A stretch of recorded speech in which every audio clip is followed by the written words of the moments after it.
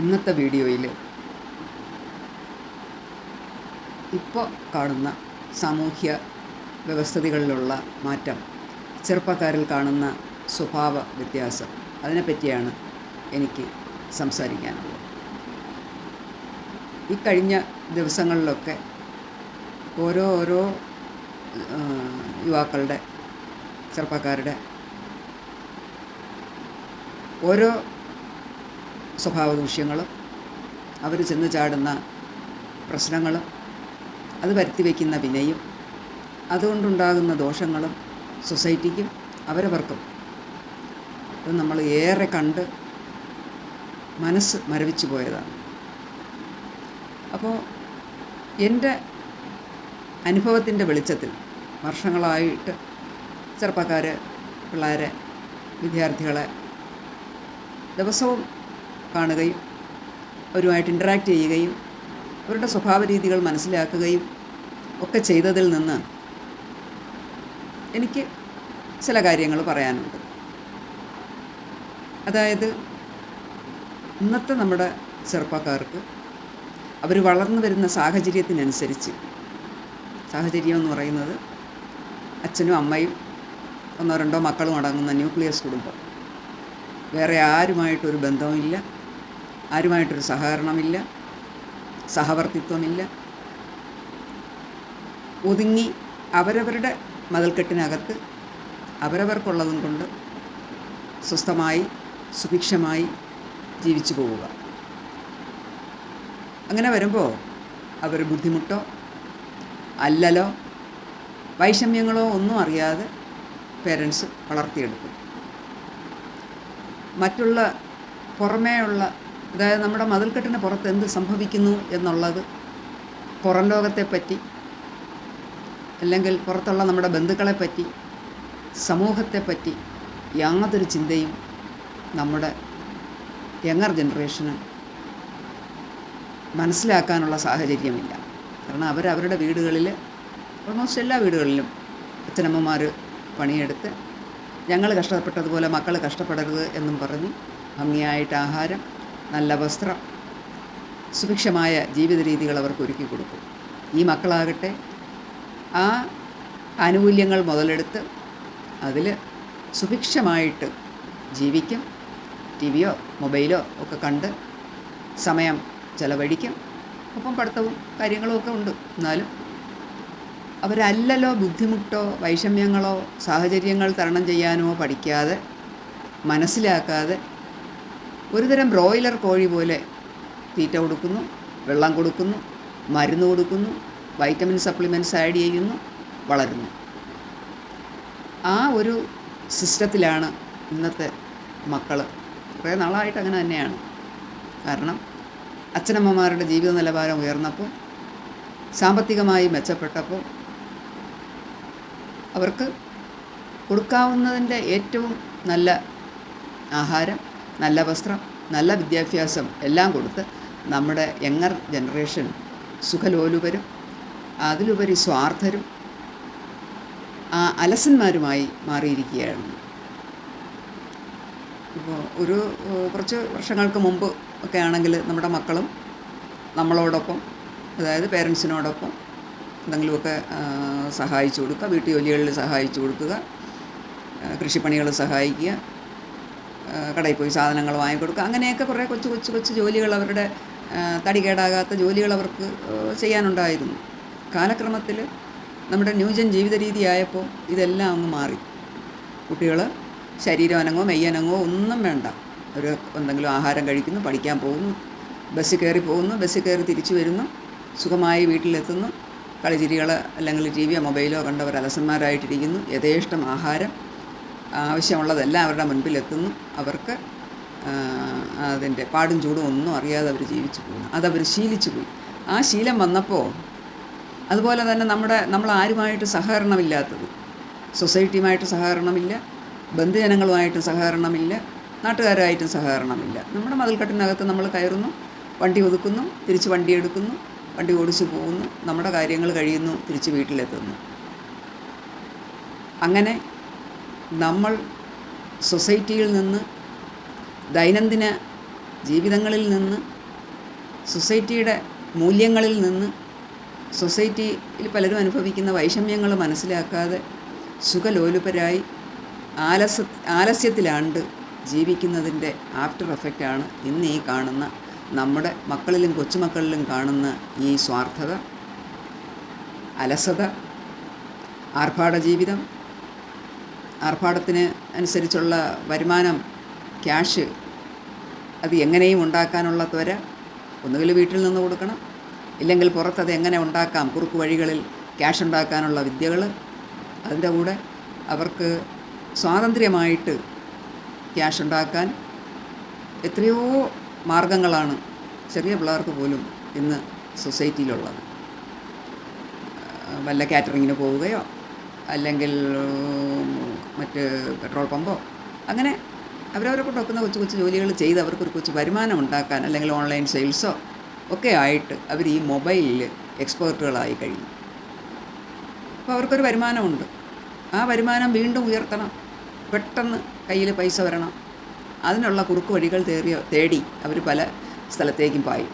ആ പാച്ചിൽ മിക്കതും ഒരു റോങ് വേ, ഒരു ദുർഘടത്തിലേക്കായിരിക്കും അവർ ചെന്നെത്തുന്നത്. അപ്പോൾ കതിരിന്മേൽ ഇനി നമ്മൾ വളം വെച്ചിട്ട് കഥയില്ല. എവിടെ തുടങ്ങണം? നമ്മുടെ വീട്ടിൽ നമ്മുടെ പേരൻസ് തന്നെ ആദ്യം മക്കളിൽ ശിക്ഷയും ശിക്ഷണവും ഏർപ്പാടാക്കണം. ഞാൻ മറ്റൊരു വീഡിയോയിലും നേരത്തെ പറഞ്ഞിരുന്നു. ശിക്ഷണം ഇത് രണ്ടും കർശനമായി നമ്മുടെ പേരൻസിൻ്റെ ഭാഗത്തു നിന്നുണ്ടാകണം. അതുപോലെ ബന്ധിയനങ്ങളുടെ നോട്ടം ഉണ്ടാകണം. ബന്ധിയനങ്ങൾ ഇൻ്റർഫിയർ ചെയ്യണമെന്നല്ല, ബന്ധിയനങ്ങൾ കുട്ടികൾ എങ്ങോട്ട് പോയാലും കണ്ടോ കേട്ടോ എങ്ങനെയാണ് എന്നുള്ള ഒരു ഫീഡ്ബാക്ക് വയ്ക്കുകയും അത് പേരൻസിന് കൈമാറുകയും ചെയ്യാനുള്ള ഒരു കടപ്പാട് കൂടി നമ്മളിലുണ്ടാകണം. അതുപോലെ സ്കൂൾ അധ്യാപകർക്ക് കുട്ടികളെ നിയന്ത്രിക്കാനുള്ള അവകാശം ഉണ്ടാകണം. ചൂരൽ വാങ്ങിച്ച് കളഞ്ഞതോടുകൂടി നമ്മുടെ യുവ തലമുറ തലതിരിഞ്ഞ പോക്കാണ് പോകുന്നത്. അവർക്ക് ആരെയും പേടിയില്ല, ആരെയും അനുസരണയില്ല, ആരെയും ബഹുമാനമില്ല. അവർക്ക് എന്താണോ വേണ്ടത്, ഇപ്പോൾ പഠിച്ച് പരീക്ഷ എഴുതണം, അത് അവർ ഓൺലൈനായിട്ട് ഇൻ്റർനെറ്റിൽ നോക്കി കണ്ടുപിടിച്ച് പഠിച്ച് പരീക്ഷ എഴുതിക്കോളും. അവിടെ അവർക്ക് അച്ഛനമ്മമാരുടെ സഹായം വേണ്ട, അധ്യാപകൻ്റെ സഹായം വേണ്ട, മുതിർന്നവർ വേണ്ട. അവൻ എല്ലാത്തിനും പ്രാപ്തനായിരിക്കുന്നു ഈ മൊബൈലിൻ്റെ ഉപയോഗം കൊണ്ട്. അതായത് ഇന്നത്തെ ആധുനിക ഇൻ്റർനെറ്റ് IT ഫീൽഡ് സ്വായത്തമാക്കിയതോടെ നമ്മുടെ യങ്ങർ ജനറേഷൻ, കൊച്ചുകുട്ടികൾ ഉൾപ്പെടെ സ്വന്തം കാലിൽ നിൽക്കാനും സ്വതന്ത്രമായി ചിന്തിക്കാനും ശീലിച്ചു. അപ്പോൾ അങ്ങനെ വരുമ്പോൾ നമ്മുടെ മുതിർന്നവരുടെ ക്ലാസ്സോ പഠിത്തമോ പഠിപ്പീരോ അല്ലെങ്കിൽ അവരുടെ ഇൻസ്ട്രക്ഷൻസോ നിർദ്ദേശങ്ങളോ മാർഗനിർദ്ദേശങ്ങളോ ഒന്നും അവർക്ക് വേണ്ട. അങ്ങനെ അവരൊരു സ്വന്തം താല്പര്യത്തിൽ യഥേഷ്ടം സഞ്ചരിക്കുന്ന ഒരു വിഭാഗക്കാരായിട്ടങ്ങ് മാറി തുടങ്ങി. ഒപ്പം കുട്ടികളെ ശിക്ഷാ നടപടികൾ, ചൂരലെടുത്ത് അടി കൊടുക്കരുത്, പഠിക്കടിക്കരുത് എന്നുള്ള വിവിധ അവകാശ കമ്മീഷനുകളുടെ സപ്പോർട്ടും കൂടി ആയപ്പോൾ നമ്മുടെ സമൂഹം, നമ്മുടെ യങ്ങർ ജനറേഷൻ പാടെ തലതിരിഞ്ഞു. അങ്ങനെ പോരാ, കുട്ടികൾക്ക് അവരുടെ ഒരു 8ാം ക്ലാസ് വരെ, 8, 9 ക്ലാസ് വരെയെങ്കിലും കർശനമായ ശിക്ഷാ നടപടികളിൽ കൂടി തന്നെ അവരെ അനുസരിപ്പിച്ച് കൊണ്ടുപോകണം. എന്നുവെച്ച് വടി വെട്ടി തല്ലി അടിച്ചൊടിച്ചിട്ടേക്കണമെന്നുള്ളതല്ല, പക്ഷേ സ്ട്രിക്റ്റായിട്ടെല്ലാം ഫോളോ ചെയ്യാൻ വീട്ടിലും നിഷ്കർഷ വേണം, പേരൻസിൻ്റെ ഭാഗത്തും വേണം, അതുപോലെ തന്നെ നമ്മുടെ സ്കൂളിലും കോളേജിലും ഒക്കെ വേണം, സ്കൂൾ തലത്തിൽ വേണം. പിന്നെ അത്യാവശ്യം അടി കൊടുക്കാനും നിയന്ത്രിക്കാനും ഏറ്റവും നല്ലത് സ്കൂൾ തന്നെയാണ്. കാരണം മാതാപിതാക്കളേക്കാൾ കൂടുതൽ സമയം കുട്ടി സ്കൂളിലാണ് ചിലവഴിച്ചു കൂട്ടുന്നത്, സ്കൂൾ അധ്യാപകരോടാണ് കഴിച്ചു കൂട്ടുന്നത്. അപ്പോൾ അധ്യാപകർക്ക് ഈ ഓരോ കുട്ടിയെയും മനസ്സിലാക്കാനും അതിനുള്ള ട്രെയിനിങ് അവർക്ക് കിട്ടിയിട്ടുണ്ട്. കുട്ടിയെ മനസ്സിലാക്കാനും അവനെ നിയന്ത്രിക്കാനും നേർമാർഗത്തിലേക്ക് കൊണ്ടുവരാനും ഒരു ചൂരൽ തന്നെ മതിയാകും നമ്മുടെ വിദ്യാർത്ഥികളെ, നമ്മുടെ യങ്ങർ ജനറേഷനെ നേർവഴിക്ക് നയിക്കാൻ. അതുകൊണ്ട് തന്നെ സ്കൂളിൽ കർശനമായിട്ട് കുട്ടികളെ നിയന്ത്രിക്കാനുള്ള അവകാശം അല്ലെങ്കിൽ നിയന്ത്രിക്കാൻ സ്കൂൾ അധ്യാപകർക്ക് പറ്റണം. അത് അവർ മാക്സിമം ഉപയോഗപ്പെടുത്തുകയും ചെയ്യണം. അതായത് കുട്ടികളെ നേർവഴിക്ക് നയിക്കുന്നതിന് അധ്യാപകർ കടപ്പെട്ടിരിക്കുന്നുവെന്നും ആ കടമ നമ്മൾ നിറവേറ്റണം എന്നും അധ്യാപകർക്കും നല്ല ബോധ്യം വേണം. കുട്ടികൾക്ക് മനസ്സിലാകണം എന്തിനാണ് അധ്യാപകൻ ശിക്ഷിക്കുന്നത്. അങ്ങനെ മനസ്സിലായാലേ ആ തെറ്റിൽ നിന്ന് അവർ മാറി നിൽക്കുകയുള്ളൂ. അല്ലാതെ വെറുതെ തല്ലിയിട്ട് കഥയില്ല. കുട്ടി ചെയ്ത തെറ്റെന്ത്, ആ തെറ്റിന് തക്കതായ ശിക്ഷ, അത് അടി തന്നെ ആകണമെന്നൊന്നുമില്ല. പലതരത്തിലെയും പൊസിഷനായിട്ട് എങ്ങനെ വേണമെങ്കിലും അത് യഥാവിധി, അതായത് കർശനമായ ശിക്ഷയും ശിക്ഷണ നടപടികളും സ്കൂളിൽ നിന്നും ഉണ്ടാകണം. അതിൽ വന്നിട്ടുള്ള വീഴ്ചയാണ് ഇന്ന് കുട്ടികൾ തലതിരിഞ്ഞ പോക്ക് പോകുന്നത്. ഇനി അപ്പോൾ ഇതുവരെയുള്ള പേരൻസിൻ്റെ മാതാപിതാക്കളുടെ ശിക്ഷണം വേണമെന്ന് പറഞ്ഞു, അധ്യാപകരുടേത് വേണമെന്ന് പറഞ്ഞു. ഇനി സൊസൈറ്റിക്കുമുണ്ട് ഒരു കടമ. അതായത് നമ്മളിന്ന് നമ്മുടെ മതിൽക്കെട്ടിനകത്ത് കഴിഞ്ഞുകൂടുന്നു. മതിലിന് പുറത്തുള്ള വഴിയിലോ ഇടവഴിയിലോ റോഡിലോ കവലയിലോ എന്ത് നടക്കുന്നു എന്നുള്ളത് നമ്മൾ ബോധേടയല്ല. അവിടെ എന്തു തന്നെ സംഭവിച്ചാലും വീട്ടിനകത്തുള്ള അല്ലെങ്കിൽ മതിലിനകത്ത് താമസിക്കുന്ന പരിസരവാസിയായ ഞാൻ ഒന്നും അറിയില്ല. മുൻകാലങ്ങളിലാണെങ്കിൽ നമ്മൾ വീട്ടിൽ നിന്നിറങ്ങി കുട്ടികൾ നടന്ന് സ്കൂളിൽ പോകുന്നത് വരെ ആ വഴിയിലുള്ള എല്ലാ വീട്ടിലുള്ളവരും ഈ കുട്ടിയെ അറിയും, കുട്ടിക്ക് ആ വീടുകളും അറിയാം, ആളുകളെയും അറിയാം. മതിൽക്കെട്ടുകളില്ല. ചുരുക്കം ചിലയിടത്ത് ചെടികളോ കമ്പുകളോ മുളകൊണ്ടോ ഒക്കെ ഉള്ള ടെമ്പററി വേലികളെ ഉണ്ടാകാറുള്ളൂ. അതുകൊണ്ട് തന്നെ വഴിയെ ആര് പോയാലും പരിസരത്തുള്ളവരൊക്കെ കാണും. അതൊരു സെക്യൂരിറ്റി ആയിരുന്നു. ആ പരിസരത്തുള്ള സമൂഹത്തിലുള്ള സൊസൈറ്റിയിലുള്ള നാട്ടുകാർ ഈ കുട്ടിയെ അവരുടെ കണ്ണ് മറയുന്നത് വരെ ഈ കുട്ടിക്ക് ആരുടെയെങ്കിലുമൊക്കെ നോട്ടം ഉണ്ടാകും. അതുകൊണ്ട് തന്നെ ഒരു തെറ്റിലേക്ക് പോകാനോ അല്ലെങ്കിൽ ആളുകളുള്ള ഭയം കൊണ്ട്, ആളുകൾ കാണുമെന്നുള്ളത് കൊണ്ട് മറ്റൊരാൾ വന്ന് തെറ്റ് ചെയ്യാനോ ഒന്നും അവിടെ സാവകാശമില്ല. അതൊരു വലിയൊരു അനുഗ്രഹമായിരുന്നു. പക്ഷേ ഇന്ന് നമ്മൾ മതിൽക്കെട്ടിനകത്തായപ്പോൾ മതിലിന് പുറത്ത് എന്ത് സംഭവിക്കുന്നുവെന്ന് നമ്മളറിയില്ല. ഒരു കുട്ടി, ഒരാൾ അതിലേ പോയാൽ അയാൾ അപകടപ്പെട്ടാൽ ആരും അറിയത്തില്ല. എന്തെങ്കിലും സാമൂഹ്യവിരുദ്ധ പ്രവർത്തനങ്ങൾ അവിടെ എവിടെയെങ്കിലും, അപ്പോൾ ഇതെല്ലാം ഒഴിഞ്ഞ കോണുകളായി. നമ്മുടെ തെരുവുകളും റോഡുകളും ജംഗ്ഷനുകളും എല്ലാം ഇന്ന് ഒഴിഞ്ഞ കോണുകളായപ്പോൾ മുക്കിലും മൂലയിലും സാമൂഹ്യവിരുദ്ധർ തമ്പടിച്ചു. അതവർക്ക് ആരുടെയും ഒരു ശ്രദ്ധയും ഇല്ലാതായപ്പോൾ അതവർക്ക് ആനുകൂല്യമായി. അപ്പോൾ അത് പോരാ. നമ്മുടെ സൊസൈറ്റിയും ഉണർന്ന് പെരുമാറണം. നമ്മുടെ പരിസരത്ത്, നമ്മുടെ നൈബർഹുഡിൽ ആര് വരുന്നു, ആര് പോകുന്നു, ആരൊക്കെ തമ്പടിക്കുന്നു, എന്താ ആവശ്യം എന്ന് നമ്മളൊരു കൂട്ടായ്മയായിട്ട് നമ്മൾ സൊസൈറ്റിയും അറിയാൻ മെനക്കെടണം.